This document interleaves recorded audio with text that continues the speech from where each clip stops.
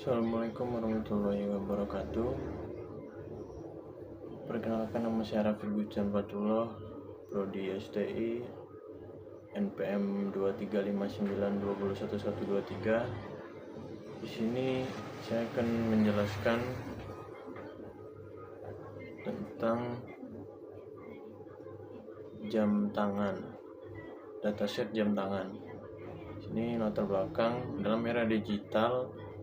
Saat ini machine learning menjadi salah satu teknologi utama yang digunakan untuk mendukung pengambilan keputusan secara cerdas. Namun, keberhasilan suatu model machine learning sangat bergantung pada kualitas data yang digunakan. Data mentah yang diperoleh dari sumber seperti situs web, e-commerce, atau basis data seringkali memiliki berbagai permasalahan, antara lain nilai kosong atau missing values, inkonsistensi format atau kolom, perbedaan skala antar fitur, ketidakseimbangan data antar kelas, dan fitur yang belum mempresentasikan informasi penting atau uninformative features. Tanpa dilakukan proses data processing yang tepat, model machine learning akan sulit mencapai akurasi tinggi dan bisa menghasilkan kesimpulan yang salah.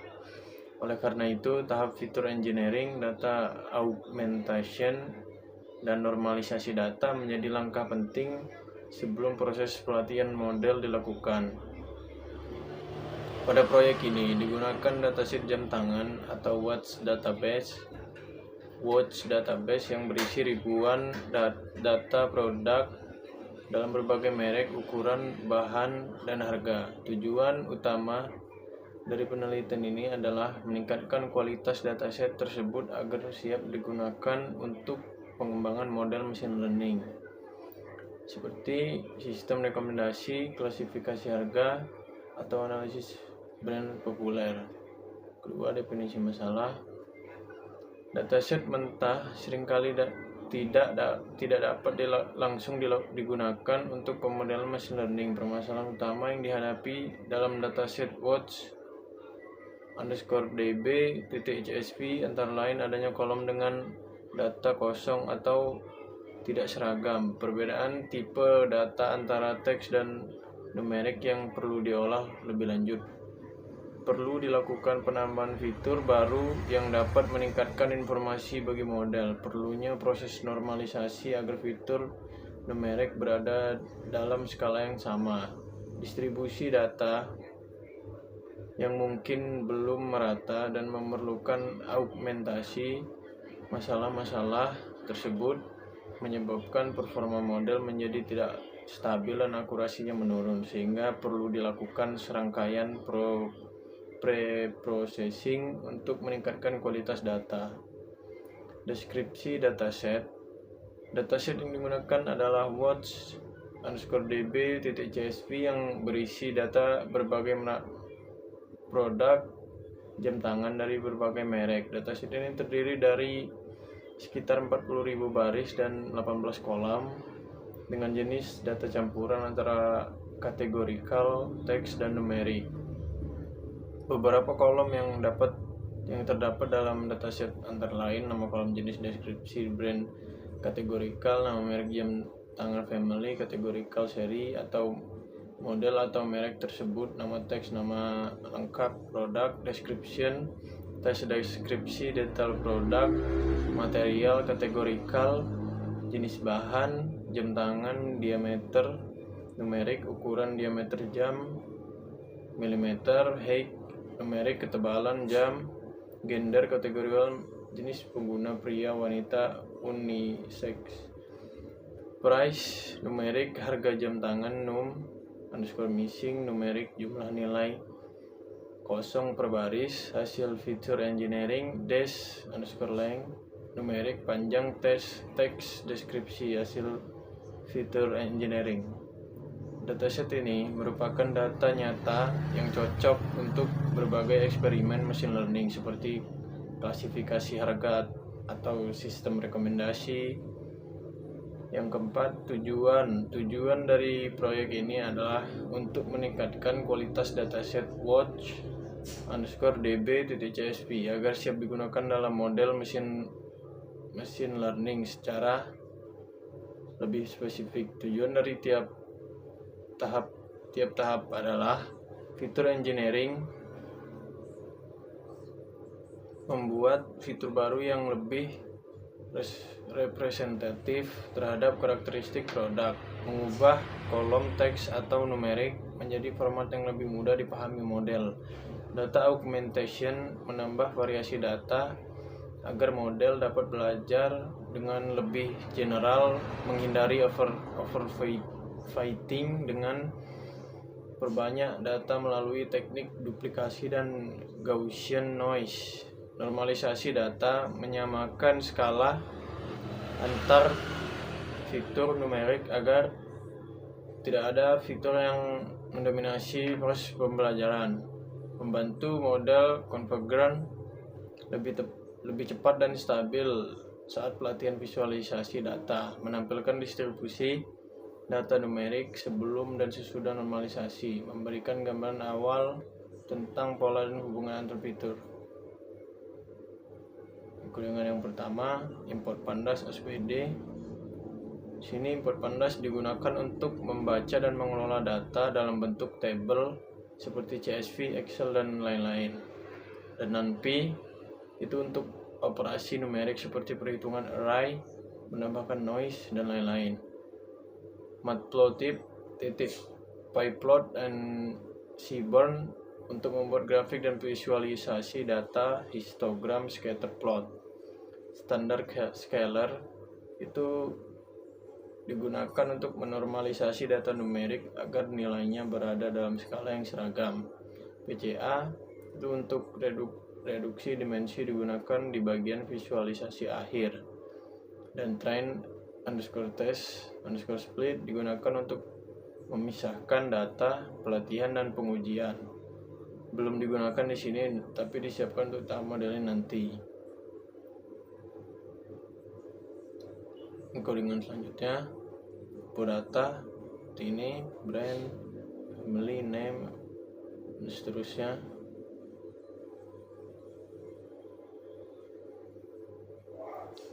Selanjutnya, df brand ini berarti kita mengakses kolom bernama brand di data frame df. Df sendiri adalah data utama atau dataset yang sudah dibaca sebelumnya dari file watch_db.csv. Dan filenya unknown ini, fungsi filenya digunakan untuk mengisi nilai yang hilang atau NaN dalam kolom unknown. Berarti kita mengganti setiap nilai kosong NaN di dalam kolom brand dengan teks unknown. Tujuannya agar tidak ada data kosong, karena data kosong bisa menurunkan performa model machine learning atau menyebabkan error saat training. Selanjutnya, codingan selanjutnya ini tujuannya memberikan pemisah visual agar saat kamu menjalankan banyak perintah print, hasilnya tetap mudah dibaca. Codingan selanjutnya ini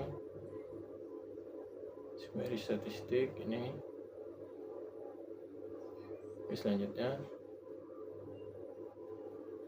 codingan selanjutnya try. Ini adalah blok percobaan atau try block.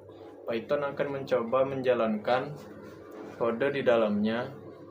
Kalau terjadi error, maka eksekusi akan pindah ke blok except.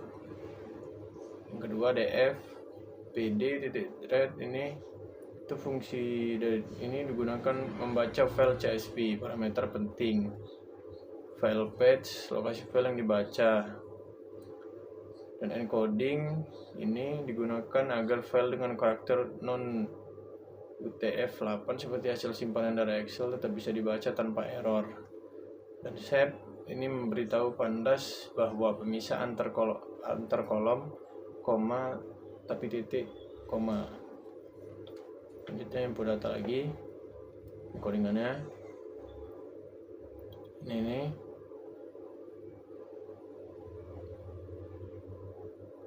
Oke, selanjutnya sini ada df num missing nih, def is null, Ini fungsi is_null digunakan untuk mengecek apakah ada nilai kosong NaN pada setiap elemen di data frame DF. Selanjutnya if description in DF columns, ini adalah pengecekan kondisi. Maksudnya sebelum menjalankan perintah berikutnya, Python akan memastikan bahwa kolom bernama description memang ada di data frame atau DF. Kalau kolom itu tidak ada, baris di bawahnya tidak akan dijalankan, sehingga menghindari error. Selanjutnya ini kodingannya. Yang pertama, for call in diameter dan weight dan height. Ini adalah loop atau perulangan untuk dua nama kolom, diameter dan height. Jadi kode di dalam blok if akan dijalankan dua kali. Pertama di kolom diameter, lalu untuk height. Tujuannya agar kamu tidak perlu menulis kode yang sama dua kali. Yang kedua, if call in df columns, baris ini mengecek apakah kolom tersebut benar-benar ada data di data frame df. Jika dalam kolom tidak ditemukan, maka perintah dalam blok tidak akan dijalankan sehingga mencegah error. Ketiga, df as type mengubah seluruh kolom menjadi string atau teks. Ini penting karena kolom diameter dan height mungkin berisi campuran angka dan teks seperti 40 mm atau 12,5 cm, jadi perlu diubah jadi teks agar bisa diekstrak dengan regex nanti. Kodingan selanjutnya ini setelah fitur engineering,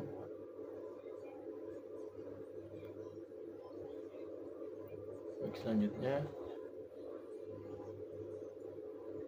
ini kodingannya. Ini data setelah augmentasi, yaitu 40 155,20 dan 8310,20. Ini kodingan selanjutnya, data sudah berhasil dinormalisasi dengan standar scalar. Nah, kodingan selanjutnya ini distribusi kolom diameter setelah normalisasi. Kodingannya, sebagian besar data memiliki nilai diameter yang kecil atau terkonsentrasi di dekat 0, sedangkan hanya sedikit data yang memiliki diameter besar atau outlier. Kesimpulan singkatnya, distribusi tidak merata atau right skewed. Normalisasi berhasil, tapi masih ada nilai ekstrim yang perlu diperhatikan. Selanjutnya ini kodingannya, itu visualisasi PCA atau dua komponen utama.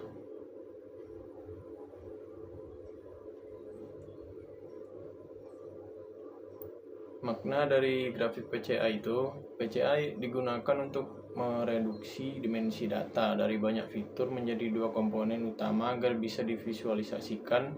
Setiap titik biru mewakili satu kata sampel dalam dataset kamu. Penjelasan grafik sumbu X PC1 dan sumbu Y PC2 adalah